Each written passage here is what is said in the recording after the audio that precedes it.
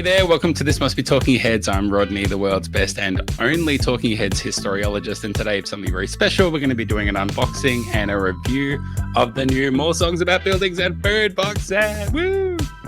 So first things first, I'm going to be reviewing and unboxing both of the box sets this time. So I've got the 4LP and the 7-inch single edition of the vinyl box set for More Songs About Buildings and Food. I want to say a huge thank you to Warner Australia who provided that to me to do a review.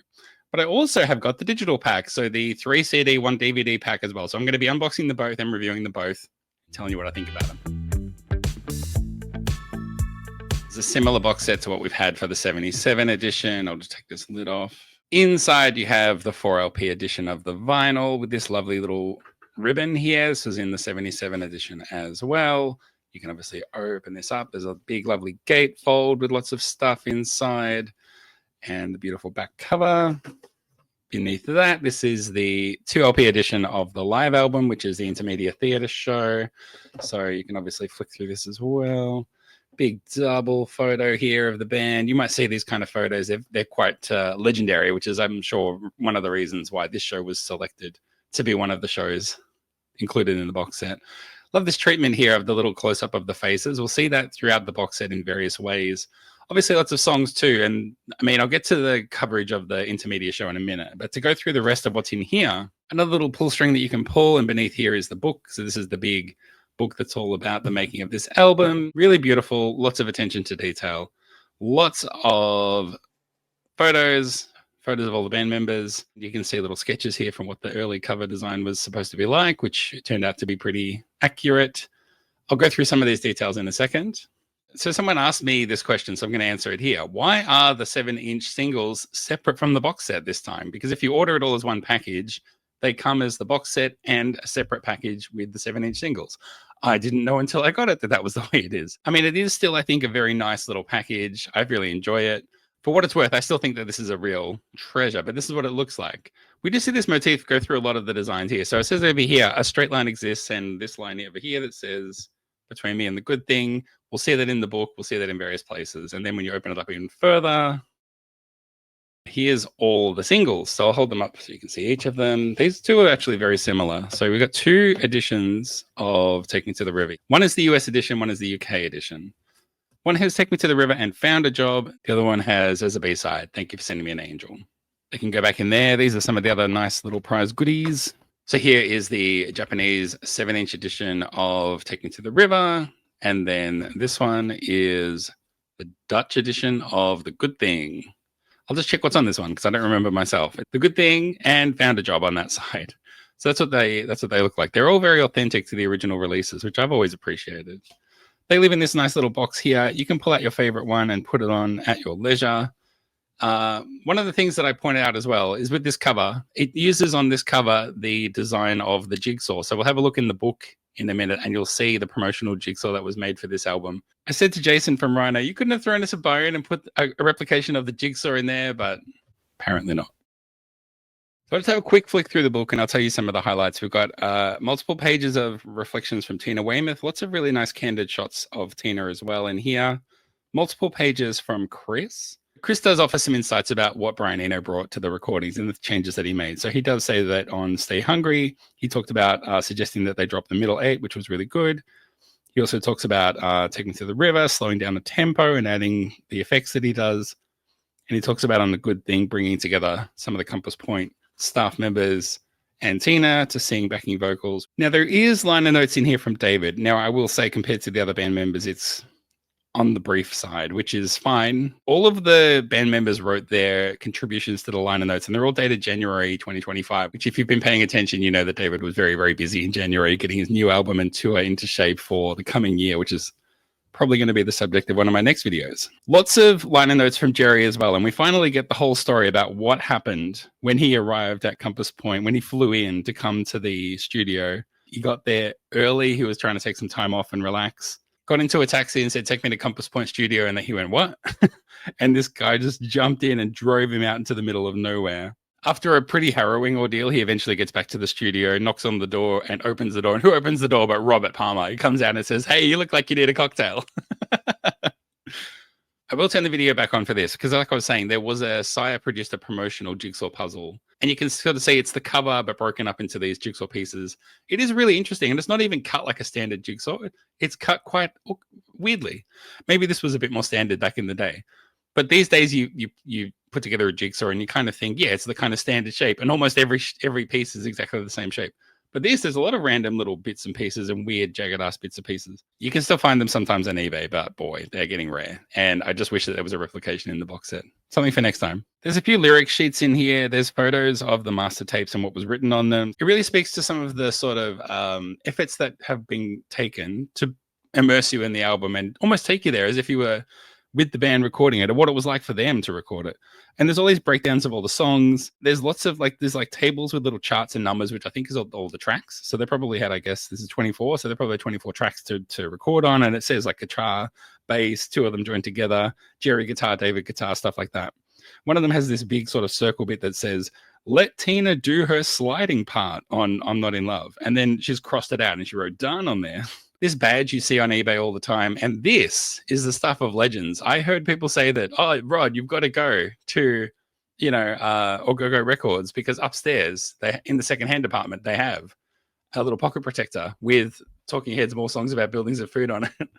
I've only seen a couple of those pop up on eBay, but they are quite a rare collectible. So that's kind of the book that comes with the 4LP edition box set. And as we'll get to when we talk about the digital pack, you might think, well, it's the same book, so that probably just has the same cover and everything, just without the CD inserts in it. But it's not. They've gone to such great length with the vinyl box set that the layout for the book in the vinyl box set has a black cover, and it matches the vibe and feeling of the box set itself, as opposed to the digital package, which is the same book.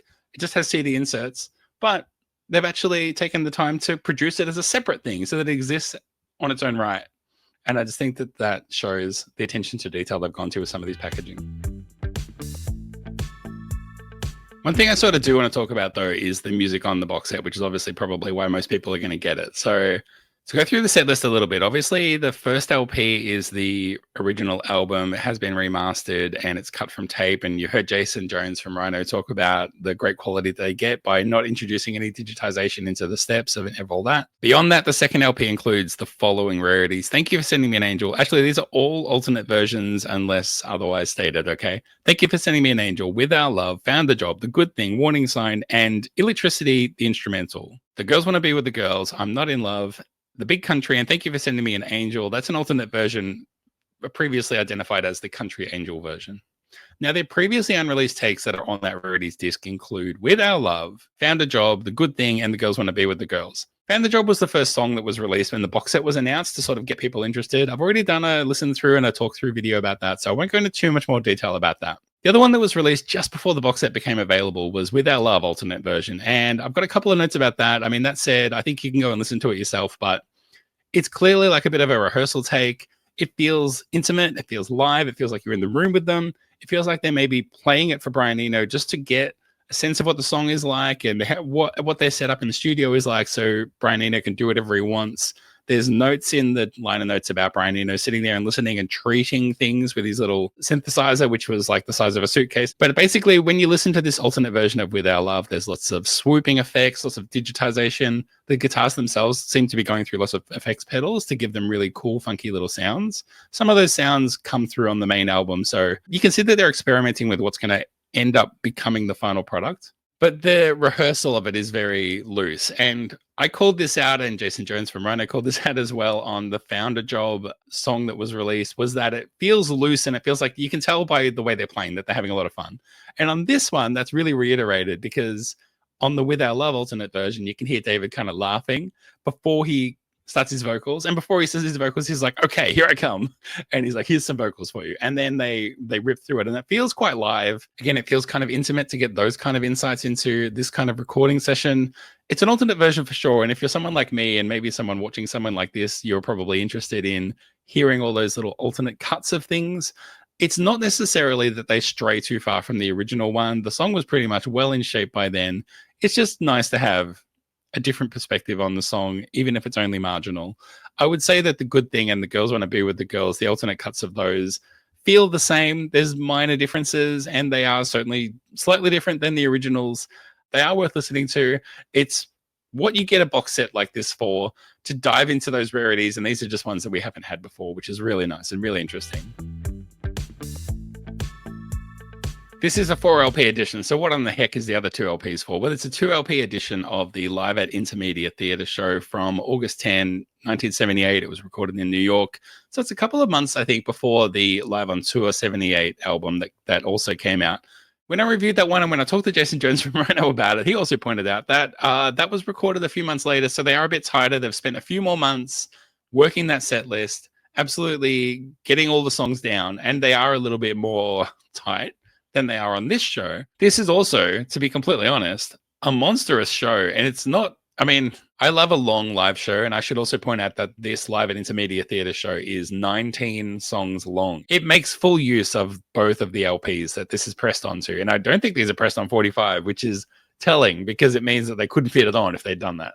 But just to round this out, it comes in many, many flavors. If you just want the 2LP version with the main album and the rarities, you can get that. If you want to get some of the 7-inch singles, you can get them with one of the packages. If you'd rather get the box set with the live album, you can get that as well. So you can really pick and choose what you want. I believe that all editions are still available. So if you want to go all out and get the ultimate version, which is what this frankly is, you still can. And another little tip for you, I was talking to someone overseas, and they said, the version of the 77 box set is sold out everywhere, the version with all the singles and everything in it, and I can't get it.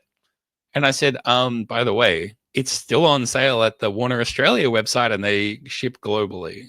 So if you wanted this full version of the box set and you can't find it anywhere, please give my friends at Warner Australia a look and they might be able to sort you out with one. Okay, that's that. Time to get into the digital version. So here's the digital box set. This digital packaging is beautiful. It includes 3 CDs and 1 DVD, which we'll get into the content of in a second.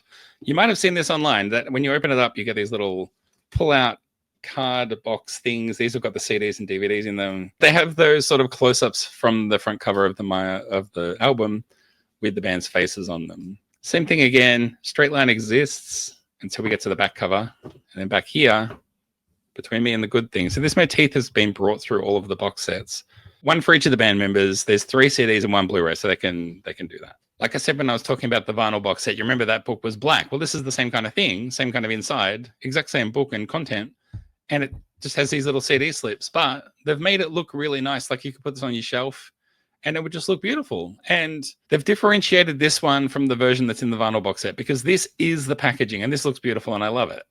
And the one that's in the box set looks like a book that's inside the box set. So it makes sense that they've made that differentiation. Apart from that, though, all the same content, all the same liner notes. You're not missing out on anything if you get this one. And I'll make a point in a second about why you might want to get this one instead. So for the first time, there's video content on the Blu-ray. So the 77 edition box set did have a Blu-ray inside it. It was a Blu-ray that was just for people with great sound systems that are plugged into their entertainment center. So you drop the Blu-ray into the player, you hit play on the music, and you sit back, close your eyes, and have a great night. This time, the Blu-ray that's in this box set includes the remaster of the album. So it's going to sound better than ever on your amazing 5.1 or 7.1 or whatever system you've got. But as well as that, you get proper Blu-ray remastered content that you can watch. So what do you get with that? Now, again, if you heard my talk with Jason Jones from Rhino, who produced this box set, you know that he turned over every stone looking for all of the video of the Intermedia Theatre show. He believes it was shot, but he said it is gone and just lost to time. We have the whole audio because they were recorded separately. We can produce and release the audio. Fortunately, though, the video is all that we have. It's a short sort of sample of the show. It's something like 25 minutes. So the full video for this includes Uh-Oh, Love Comes to Town, The Girls Want to Be with the Girls, The Good Thing, Take Me to the River, Found the Job, and Thank You for Sending Me an Angel from the Intermedia Theatre show. And you might be thinking, I've got you on a technicality here, Rod. Some of that footage has been previously released on the Talking Heads Chronology DVD. You'd be partially right, but some of the stuff that came out on the Chronology video was some dressing room footage, Found the Job, and Thank You for Sending Me an Angel from the Intermedia Theatre show. So not the entire show, not even as much as we get here on this new release. So what other video content do you get? I'm glad you asked because you get lots. Filling out the rest of the Blu-ray is a video from Berkeley, 1978, the show at Live at Sproul Plaza. So as much of that content that there is has been restored and cleaned up. And, you know, look, they've done their best to make it look as nice as they can, but they are working with something pretty rough. Now, that said, this is better than nothing. The Sproul Plaza show, I believe, is also like the entire time. It's just one camera. It's not professionally shot. It's not very dynamic in terms of the editing and stuff.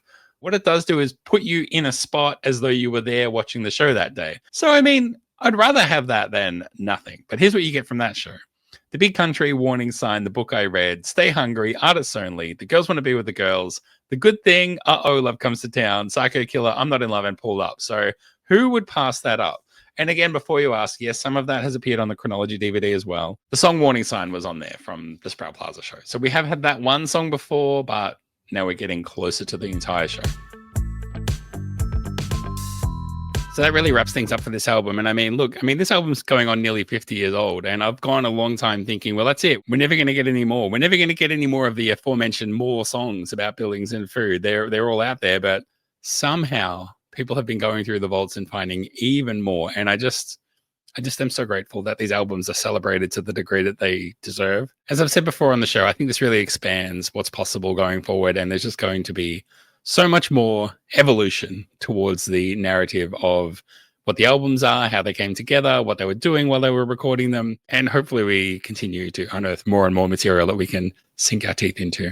The main thing that I just want to ask is that if you have your heart set on one of the packages that are available, and that package is available at your local record store, your brick and mortar store, please go and buy it from them. Thank them for having it. Say how much you appreciate them having it, and show them your love, because I want to make sure that these kind of record stores stick around for a long, long time. That's it from me. I hope you enjoy the More Songs box set if you picked one up, and I hope you're looking forward to David Byrne's new solo album and tour. Let me know if you're going. Let me know what you're looking forward to. I think that might be my next video, something about that. So until next time, happy listening. I've been Rod. See you next time.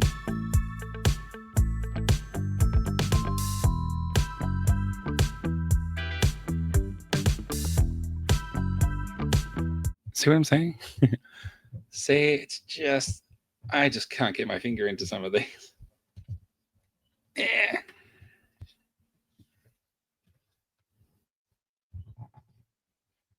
Come on, Chris. Come on, Chris, you can go.